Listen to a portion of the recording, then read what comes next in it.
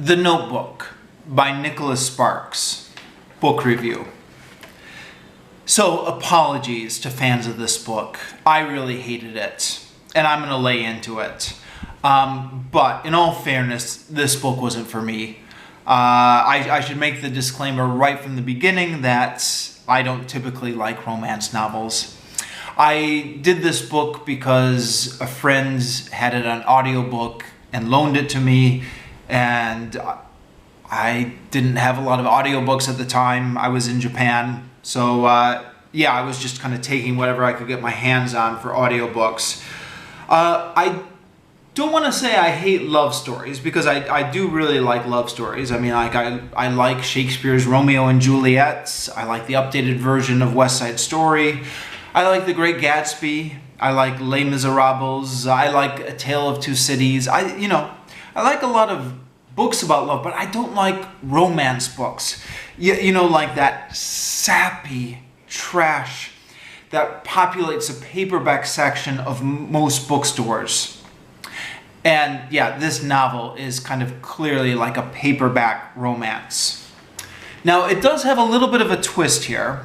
The twist is that the whole story is being kind of told in flashbacks from the perspective of two older people, the two main characters who have grown old now, and one of them has Alzheimer's. So she's having trouble kind of remembering, and they're looking back on their youthful romance. Unfortunately, that's really the only kind of twist here. Other than that, it's just a replay of every cliche from the genre. The poor boy is in love with the rich girl. Her parents don't approve because he comes from a lower class. She gets engaged to a young, successful lawyer who is and she becomes the envy of all her friends, but somehow the lawyer doesn't make her feel quite the same way as the poor boy, who used to recite poetry to her under the oak tree. Are you ready to throw up yet? There's no subplot or complicating factors, well, other than the Alzheimer's framing device. Other than that, the whole book is pretty much just that lame love story I was just talking about. And it's filled with passages like, Allie looked at Noah, and she could tell that Noah was thinking about her, and that knowledge thrilled her. She didn't know what Noah was thinking about her, and she didn't care, but she was just thrilled with the knowledge that he was thinking about her.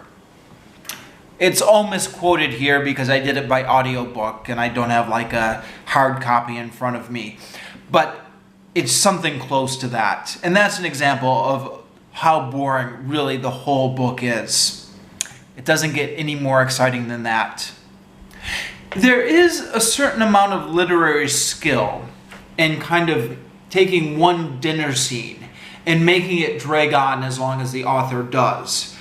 And I'm not being entirely facetious here. Like it does take skill to kind of describe it in that much detail and make it go on.